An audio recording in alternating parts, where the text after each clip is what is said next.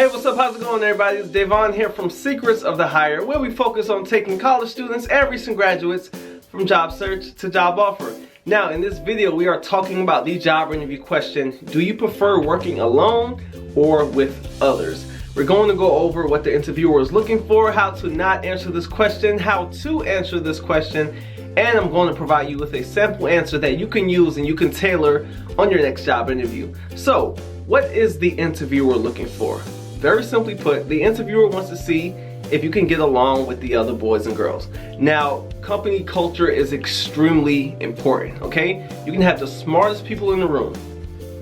If they cannot work together, if they can't mesh, if they can't collaborate and bring in new ideas and get work done, it's just not going to work out for that company. It's not. So employers want to know, hey, can you work alongside people, or are you the person who's gonna work alone and not quite fit in? Okay, so you got to keep that in mind. And it's also important to keep in mind on what job you're applying for, okay? Because different circumstances may require you to be in a different position. And also it's important to think about what job you're applying for, okay? Is this a sales job? Is it an accounting job? Is this a job where you're gonna be alone 90% of the time? Or is this a job in which you're going to be working as a part of a team for most of your job? You have to think about that. But me personally, I always take the safe route, and it hasn't failed me yet. So let's go into how to not answer this question. Okay, now I say this with a grain of salt.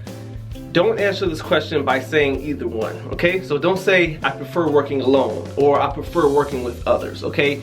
I really don't take that approach. As I mentioned, it kind of depends on what the job is and what job you're applying for, but almost 100% of the time, even if you're working alone 90% of the time, you're probably going to have to interact with the other departments in some sort of way. So that's why I always take the safe approach. So that leads me to how to answer this question. So when you're answering this question correctly, just say you work well with both sides, okay? You want them to know that you've been in the position in which you worked alone, and you've been in the position in which you worked with a team, and let them know that you work equally well with both.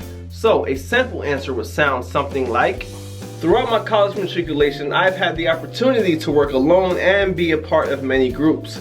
I found that in either circumstance, I'm able to perform at my peak level.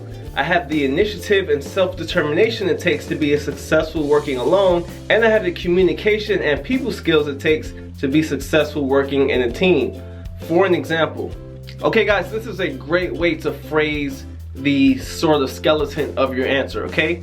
Always provide an example if you can. Let them know a time you worked with a team, let them know a time you worked individually, and let them know that you was able to get the task done under either circumstance, okay? So you want them to know that you are three-dimensional and that you're not just a one-trick pony, okay? You can work alone by yourself and get things done. You have the dedication and self-determination to do so, and you have the flexibility to work with a team, to collaborate, to bring in new ideas, and to work in a cohesive manner, okay? Employers like people who are three-dimensional, so that's exactly what you should portray. So guys, with that being said, that wraps up this session on do you prefer working alone or with others? And also you can get access to my course, the Watch Me Get a Job Interview course, where you literally watch me get a job interview from complete scratch. I take a blank entry-level resume and I get a job interview with that resume, and you get to watch me do it. So guys, with that being said, that wraps up this session. I'll see you in the next video.